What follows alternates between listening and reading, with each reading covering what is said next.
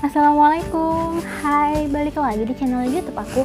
Di video kali ini, aku akan menceritakan pengalaman aku yang mengalami flek di kehamilan 5 minggu.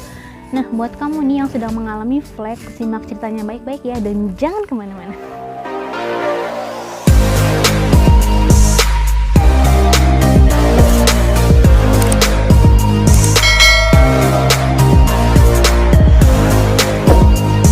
Jadi pas tanggal 28 Mei itu aku tes pack hasilnya positif, aku nggak langsung ke bidan.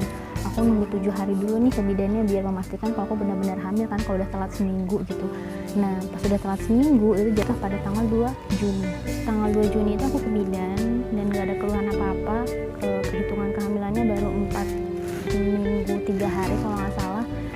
Jadi aku cuma dikasih vitamin dan disuruh dibilang jangan capek-capek lah kata bidannya kan. Yaudah aku balik. Nah seminggu kemudian pas mau azan zuhur, aku mau sholat, aku buang air kecil, kok di celana dalam itu kayak ada flek gitu kan. Terus aku mikir ini flek apa gitu, fleknya tuh kayak warna coklat, kayak kita baru selesai haid kayak gitu. Dan ya udah ngeflek gitu aja, nggak banyak sih, cuma menurut aku kok hamil ngeflek ya gitu kan. Bidannya tuh sempat nanya sih sama aku, habis berhubungan enggak? Kataku enggak. Terus kata bidannya habis rewang-rewang enggak? Rewang-rewang itu bantu-bantu gitu ya kalau di sini. Kata aku enggak juga, karena memang selama ini di rumah aja gitu kan, cuma ngelakuin kerjaan rumah gitu. Ya udah kata bidannya minum dulu vitamin ini, nyampe nanti fleknya hilang baru nanti ke dokter. Karena jarak antara rumah aku sama ke dokter tuh jauh dan jalannya jelek, makanya bidan menyarankan seperti itu.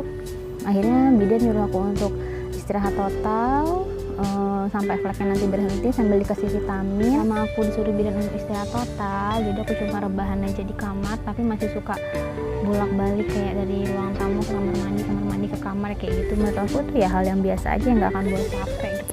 Berharap nih fleknya itu hilang gitu kan, ternyata enggak. 5 minggu habis ke bidan, kehamilan 5 minggu habis ke bidan, kehamilan 7 minggu itu fleknya itu nambah banyak, tapi nggak sampai netes gitu. Jadi fleknya itu warnanya itu pink pertama, lama-lama jadi merah seger. Takut dong aku, karena bidan bilang ke aku kalau nanti berubah jadi pendarahan cepet-cepet ke rumah sakit gitu kan. Jadi aku langsung kasih tahu suami, ini fleknya malah jadi darah gitu, takut nih gitu kan kata aku. Akhirnya suami nelfon bulenya untuk nemenin aku udah packing tas, udah packing administrasi kayak kakak, KTP, KIS segala macam, karena aku udah berpikir ini aku bakal keguguran dan bakal kuret gitu kan. Karena kalau aku lihat di informasi selama aku rebahan kemarin itu ya ini gejala kehamilan tidak berkembang atau kehamilan di luar kandungan gitu kan. Di jalan aku terus berdoa, ya Allah, kalau memang pengalaman kehamilan aku cukup sampai di sini, aku mohon kuatin aku di saat nanti orang-orang itu bakal bertanya ada apa dengan kehamilan aku gitu kan. Aku cuma tadi kuatin aja deh gitu, karena untuk mendapatkan kehamilan ini selama kurang lebih 9 bulan aku tuh udah banyak menerima omongan-omongannya ya menurut aku ya kurang enak didengar lah gitu kan. Pas sampai di dokter, aku bilang aku flek dari kehamilan 5 minggu sampai saat ini kehamilan 7 minggu, fleknya tuh nggak berhenti, maksudnya setiap hari selalu ada dan keluarnya di saat aku mau buang air besar.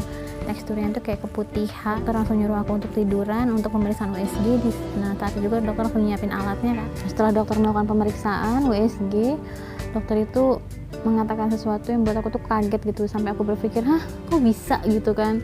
Dan dokter bilang ini janinnya berkembang dengan baik, detak jantungnya ada, perkembangannya sesuai dengan HPHT-nya. Aku itu bener-bener terharu, bener-bener mau nangis, bener-bener berpikir aku kok bodoh banget sih, karena kebodohan ilmu yang aku nggak tahu, aku udah berburuk sangka duluan gitu kan sama Allah gitu. Jadi aku yang ya Allah, dan aku juga emang nggak nyangka kalau janin aku tuh berkembang dengan baik sesuai dengan HPHT atau sesuai dengan usianya gitu. Karena apa? Selama aku mencari informasi di internet, informasi di artikel kesehatan tuh aku nggak pernah nemuin aku tuh ngeflek kata dokternya gara-gara plasenta aku tuh letaknya letak bawah gitu, jadi plasentanya tuh rendah gitu. Itu yang buat aku ngalamin flek. Nah selama aku cari informasi di internet ataupun nanya ke orang, itu nggak ada yang ngasih penjelasan itu plasentanya rendah enggak gitu. mereka cuma bilang itu gejala keguguran, kata teman-teman di grup itu kan. Hati-hati, itu kalau nggak kehamilan tidak berkembang, kehamilan di luar kandungan. Jadi gimana aku nggak berpikir yang aneh-aneh gitu kan. Terharu banget saat aku ngedenger detak jantung janin itu, aku langsung yang ngerasa ya Allah. Jadi setelah dokter melakukan pemeriksaan, aku dikasih obat pemberhenti darah, penguat janin, dan asam folat. Nah, pas aku pulang, aku tetap minum obat itu, dan tetap aja sih tetap ngefleknya tetap keluar gitu. Walaupun aku udah minum penguat dan minum pemberhenti darah gitu, tetap keluar fleknya, tapi aku nggak yang sekhawatir, nggak sepanik pertamanya tuh, enggak gitu. Dan saat kandungan aku masuk usia 10 minggu, saat itu tanggal 14 Juni, belum ada 1 bulan aku ke dokter lagi. Karena apa? Karena fleknya berubah jadi darah lagi saat itu. Padahal aku udah bener-bener gak ngapa-ngapain, cuma rebahan aja udah, tapi tetap flek. Jadi aku sama suami ke dokter lagi, tapi ini udah nggak sepanik yang pertama. Aku nggak berkemas-kemas kayak biasanya. Aku udah bener-bener pasrah. Aku udah yang bilang sama janin aku, sebagai orang tua, kami sudah melakukan hal yang menurut kami yang terbaik. Kami udah ke dokter, kami udah berusaha menjaga, kami udah bekerja sama untuk menjaga kamu. Kalau memang harus kehilangan, ya udah kuatin aku ya. Aku udah bilang kayak gitu kan. Nah, pas sampai aku diperiksa lagi, kata dokter ya tetap ini plasenta kamu masih di bawah, jadi kamu harus bener-bener istirahat total, nggak boleh banyak jalan ataupun sekedar nyapu di dalam rumah aja nggak boleh. Berarti kan itu aku nggak boleh jalan gitu kan, karena selama ini kan aku jalan dari ruang tamu ke ruang TV, ya berapa sih jaraknya gitu kan, nggak terlalu jauh gitu. Ya udah, sampai dokter bilang gini, bisa nggak Pak diajak kerja sama untuk istrinya istirahat total sampai 4 bulan. Bayangin, sampai 4 bulan aku disuruh istirahat total. Terus dengan tegasnya suami aku bilang, bisa dok, iya ini istrinya udah bener-bener gak boleh banyak gerak, kalau bisa makan, sholat, semuanya dilakukan di atas tempat tidur. Inilah yang aku bilang ujian buat suami istri, karena memang dua-duanya diuji kesabarannya gitu kan. Yang si istri diuji kesabaran perasaannya untuk menjaga kandungannya, yang suami diuji kesabarannya untuk tetap gimana caranya tetap sehat dan waras gitu. Maksudnya waras dalam artian udah capek ngerjain kerjaan di luar gitu kan, terus masih harus ngurus istrinya, yang nyiapin susu, nyiapin sarapan segala macam. Itu bener-bener suami aku yang ngurus. Aduh, aku juga bilang makasih banyak buat suami aku yang udah bener-bener mau ngurus aku, walaupun sempat ditawarin sama orang tua aku untuk aku pulang dulu ke rumah. Kata suami aku, udah nggak apa-apa, bisa kok ngurusnya gitu. Awal flek di kehamilan 5 minggu, dan fleknya itu berhenti di 13 minggu. Bayangin dong, itu berapa lamanya aku ngeflek, nggak boleh banyak gerak, tetap harus istirahat. Tapi walaupun flek aku udah berhenti, tetap aku tuh nunggu nyampe nanti 4 bulan sesuai dengan instruksi dokter, biar bener-bener kuat dulu deh, karena aku juga memang banyak keluhannya kan. Setelah fleknya berhenti, aku juga berhenti juga minum penguatnya, udah nggak lagi, cuma minum vitaminnya aja gitu. Kalau pemberhenti darahnya memang udah habis, sekitar 5 hari itu memang udah habis gitu kan. Jadi selama dari 5 minggu sampai 13 minggu itu aku bener-bener nggak mengerjakan apapun. Nah, dari 5 minggu ke 13 minggu itu aku bener-bener menjauhi handphone. Walaupun awal-awalnya aku main handphone ya, tapi lama aku menjauhi karena aku stres sendiri. Bisa ada postingan-postingan orang yang bilang keguguran, janin tidak berkembang gitu. Aku masih was-was, jadi aku menjauhi itu gitu. Dan selama flek itu aku bener-bener menjaga makanan dalam artian walaupun aku flek, aku mual, aku tetap makan, harus tetap minum susu, harus tetap minum vitamin, karena kandungan aku ini bermasalah gitu kan, untuk tetap memastikan kalau janin aku bisa berkembang dengan baik dan sempurna. Ya, itulah cerita pengalaman aku saat ngeflek.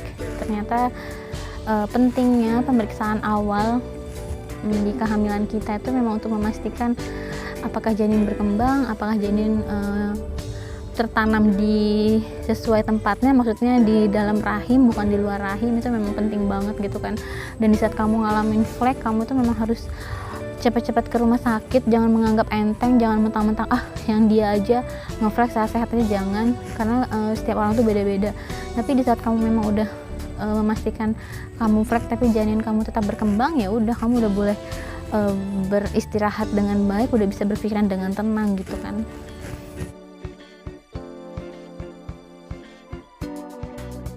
Nah, jadi itulah cerita aku tentang pengalaman aku flek di kehamilan 5 minggu sampai 13 minggu. Buat kalian yang sedang mengalami hal yang sama seperti aku, yang pertama kalian harus rajin minum vitamin dan penguatnya. Dan yang kedua, nggak boleh stres, harus tetap berpikir positif. Dan yang ketiga, nggak boleh kalah sama keadaan, harus tetap makan, harus tetap minum susu. Pokoknya minum apapun untuk penunjang janin kita agar tetap baik. Nah, sekian video dari aku. Kalau memang kalian suka dengan video ini, silahkan di subscribe, like, komen, dan share di media sosial kalian, dan bagikan ke teman-teman kalian agar lebih bermanfaat. Dan untuk yang mau bertanya, silahkan DM ke Instagram aku, kasih di bio, nanti akan aku balas. Dadah. Minggu.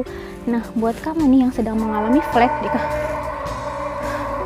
ya Allah, Dino, udah jauh dari kandang, Dino.